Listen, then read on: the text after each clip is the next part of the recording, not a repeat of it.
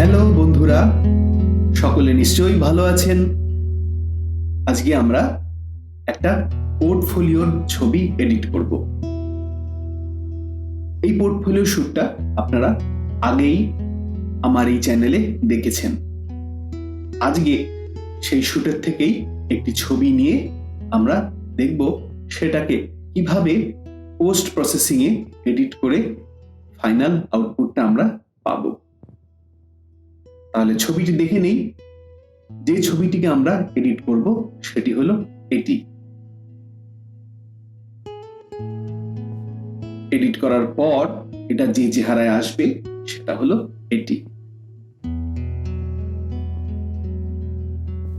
তাহলে বন্ধুরা, এই প্রফেশনাল লুকটি আমরা কিভাবে পেলাম সেটা চলুন দেখে নেই।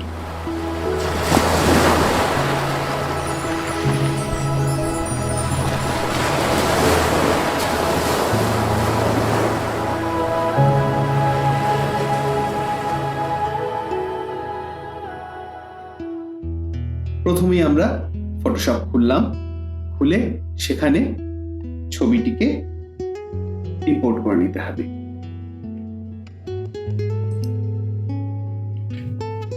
ছবিটি এসে গেছে। এবার ছবিটিকে আমরা এডিট করব। তাহলে প্রথমেই আমরা একটা লেভেল অ্যাডজাস্টমেন্ট লেয়ার বা কার্ভস অ্যাডজাস্টমেন্ট লেয়ার নেব। প্রথমে কার্ভসটাকেই নেই। কার্ভস অ্যাডজাস্টমেন্ট লেয়ার এসে গেছে। এবার আমরা এখান থেকে ব্ল্যাক, হোয়াইট এবং পসিবলি গ্রেটাকে সিলেক্ট করব। ব্ল্যাক কালারটা পিক আপ করা যাক, তার জন্য এখান থেকে ব্ল্যাক কালার পিকার তুলে নিলাম আমরা। চোখের মনির ভেতর যে অংশটা এখানে, এটাকে একদম ডার্ক চাইছি আমরা, এটাকে ব্ল্যাক হিসেবে সিলেক্ট করলাম। তাহলে ছবিটিতে দেখতে পাচ্ছি একটা কালার কারেকশনের ব্যাপার দেখা যাচ্ছে। চোখের মনির মধ্যেই এখানে সাদা কালারটা দেখা যাচ্ছে, এটাকে আমরা হোয়াইট হিসেবে সিলেক্ট করলাম। অলরেডি আমরা ব্ল্যাক এবং হোয়াইট কালার পিকার দিয়ে সুন্দর একটা কালার পেয়ে গিয়েছি। সাবজেক্টের ক্ষেত্রে আমরা দেখব স্কিন টোনটি ঠিক করার। তার জন্য আমরা একটা নতুন কালার ব্যালেন্স অ্যাডজাস্টমেন্ট লেয়ার দিলাম। ছবিটিকে জুম ইন করলাম। স্কিনটিকে আমরা একটু অরেঞ্জ টোনের দিকে নিয়ে যেতে চাইছি, তার জন্য মিড টোনটাকে একটু অরেঞ্জ করে দিলাম। শ্যাডোকে হালকা একটু ম্যাজেন্টার দিকে নিয়ে গেলাম। হাইলাইট এটাকে সামান্য ইয়েলোইশ। অ্যাডজাস্টমেন্টের আগে এরকম, অ্যাডজাস্টমেন্টের পরে এরকম। ফিগারের ক্ষেত্রে আমরা কালার অ্যাডজাস্টমেন্ট করে ফেলেছি। এবার মাস্কিং ইউজ করব। রাফলি আমরা সাবজেক্টকে সিলেক্ট করব। তার জন্য আমরা নেব কুইক সিলেকশন টুল। সেখান থেকে প্লাস সাইনটিকে সিলেক্ট করে নেব, অর্থাৎ অ্যাড সিলেকশন অপশনটি আমরা ক্ষেত্রে অন করে নেব। তারপর সাবজেক্টের উপর স্ট্রোক চালাব। রাফলি এই কাজটা করলেই হবে।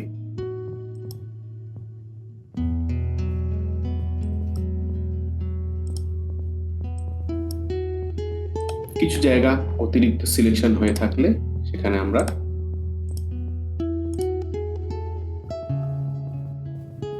সাবট্রাক্ট ফ্রম সিলেকশন অপশনটি অন করে নিয়ে ব্রাশ সাইজ অ্যাডজাস্ট করে নিয়ে সেই জায়গাগুলোকে বাদ দিয়ে দিতে পারবো।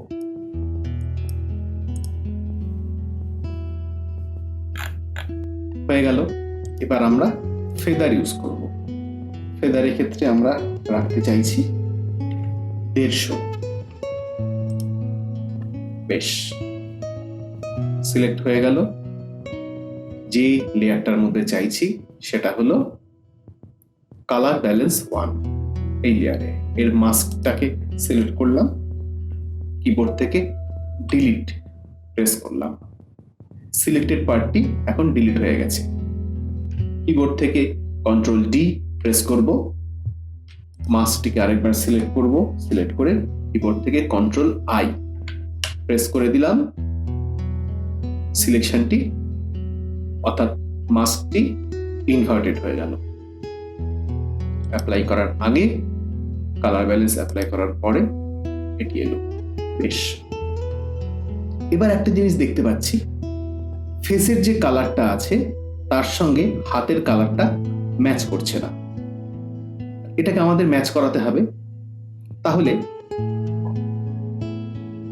আরেকটি লেয়ার নেব, অ্যাডজাস্টমেন্ট লেয়ার, সেটাও আমরা নেব কালার ব্যালেন্স। হাতের ক্ষেত্রে এবার আমরা টার্গেট রাখবো, হাতটিকে অনেকটা বেশি অরেঞ্জ আনতে হবে, বেশি ম্যাজেন্টা হয়ে গেছে, তাহলে ম্যাজেন্টা এখান থেকে কমিয়ে দিতে হবে মিড টোনে। ইয়েলো একটু বাড়িয়ে দিলাম।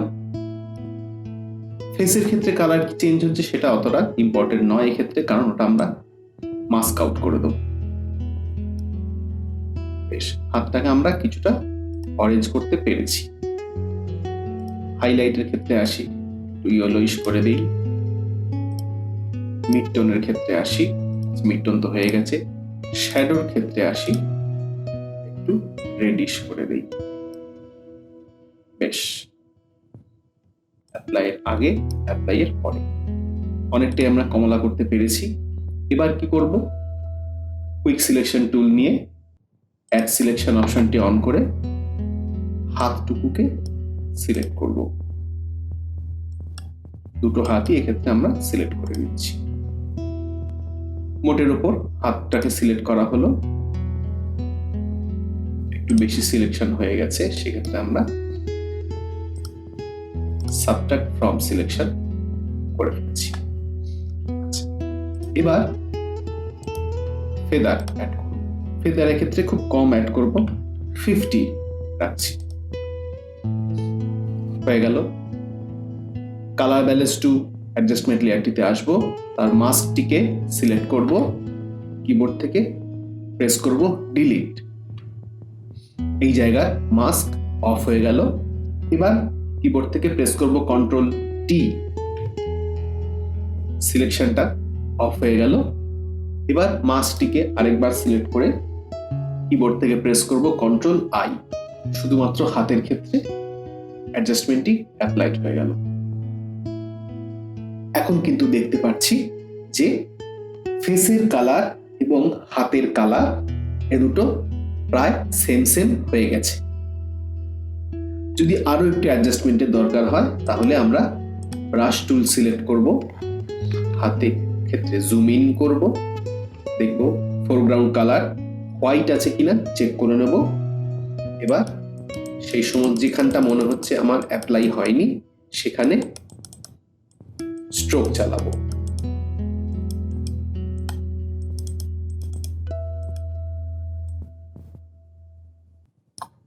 ওকে, এবার সামান্য কিছু পরিবর্তন করা দরকার, যেমন এবার স্কিনের কিছু রিটাচিং করব। তার জন্য মূল যে ছবিটি ছিল লেয়ার 1-এ সেটাকে আরেকটা কপি করে নেব। কপি করার উদ্দেশ্য এটাই যে যদি কোনো রকম ভুল হয়ে গিয়ে থাকে তাহলে আমি যেন অরিজিনাল ছবিটা পেয়ে যাই, তাই আমরা একটা কপি করে এই কাজটা করব। Spot healing brush tool select করলাম। এবার ব্রাশ সাইজ আমি ছোট করে নিলাম। উপরে দেখলাম কন্টেন্ট অ্যাওয়্যার অপশনটি অন আছে, সিলেক্ট করা আছে। এবার ফেসটিকে দেখব এবং যেখানে যেখানে মনে হচ্ছে রিটাচিং দরকার সেখানে আমরা হালকা স্ট্রোক চালাবো।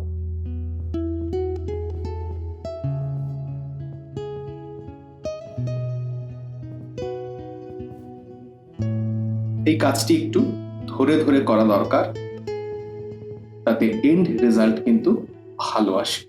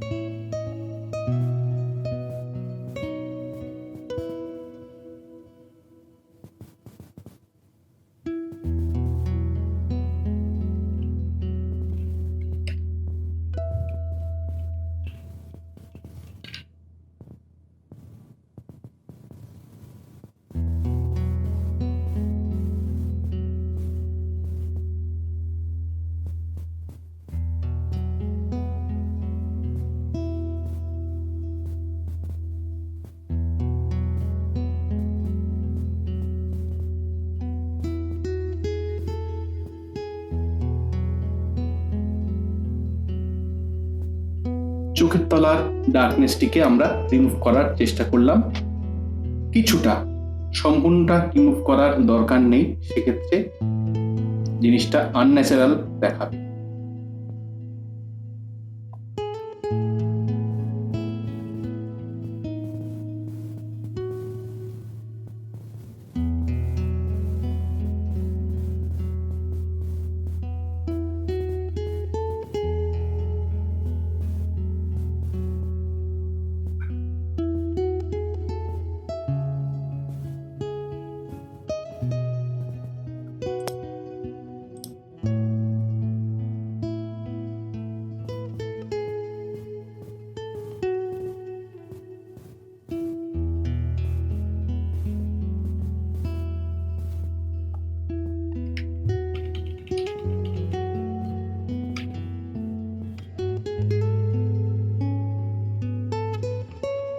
বেশ, জুম আউট করে দেখি কেমন লাগছে।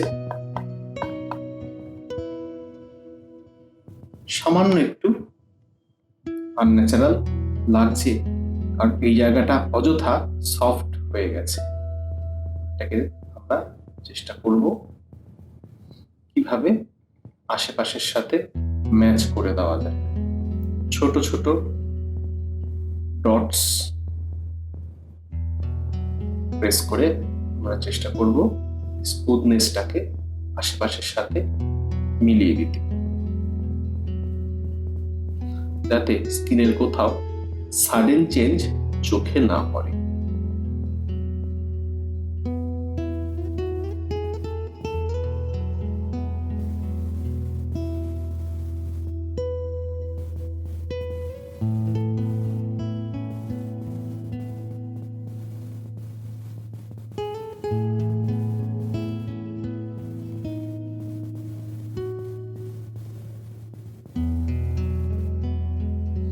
এদিকের গালটার মতো এদিকটাতেও আমরা একটু স্মুথনেস অ্যাপ্লাই করে ফেলি।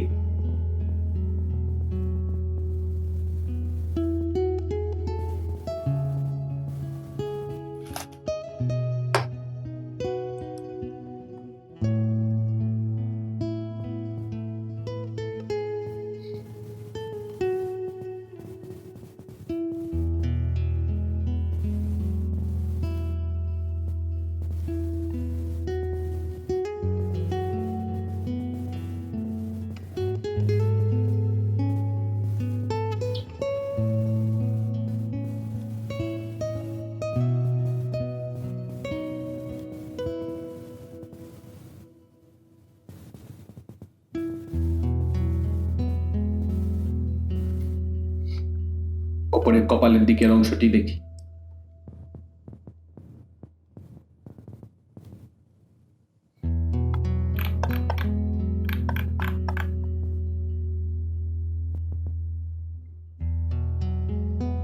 চেঞ্জটা করার আগে এরকম দেখতে ছিল, চেঞ্জ করার পর এরকম। বেশ, খারাপ লাগছে না। ছবিটি মোটের ওপর এডিট কমপ্লিট হয়ে গেছে। শুধু একটা জায়গা দেখতে পাচ্ছি, ব্যাকগ্রাউন্ডে এই অংশটিতে একটু সমস্যা দেখতে পাচ্ছি। ব্যাকগ্রাউন্ডের যে স্ক্রিনটা ছিল তাতে একটা দাগ ছিল, এটাকে আমরা স্পট হিলিং ব্রাশ দিয়ে ফিল করে নেব। ব্রাশ সাইজটাকে একটু বড় করি।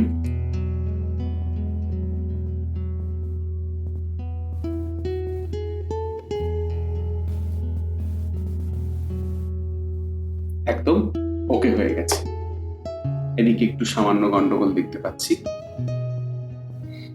বেশ, এখন কিন্তু ব্যাকগ্রাউন্ডটা একদম ক্লিন হয়ে গেছে। ছবিটি এডিট করা কমপ্লিট হয়ে গেছে। তাহলে আমরা একবার দেখে নেই এডিট করার আগে ছবিটি কেমন ছিল। সেটি হলো এটি। এডিট করার পরে ছবিটি এলো এইরকম অবস্থা।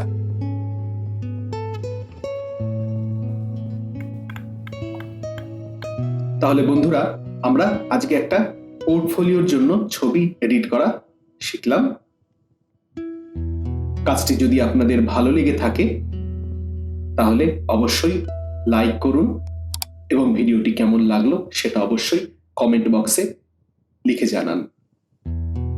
যদি সাবস্ক্রাইব না করে থাকেন তাহলে অবশ্যই সাবস্ক্রাইব করুন এবং বেল আইকনটি প্রেস করে রাখুন, তাতে নতুন কোনো ভিডিও এলে সাথে সাথে আপনার কাছে নোটিফিকেশন পৌঁছে যাবে। আজকের মতো তাহলে এখানেই আমরা বিদায় নিচ্ছি। আবার পরে নতুন একটি ভিডিওতে আপনাদের সাথে সাক্ষাৎ হবে। সকলে কিন্তু ভালো থাকবেন।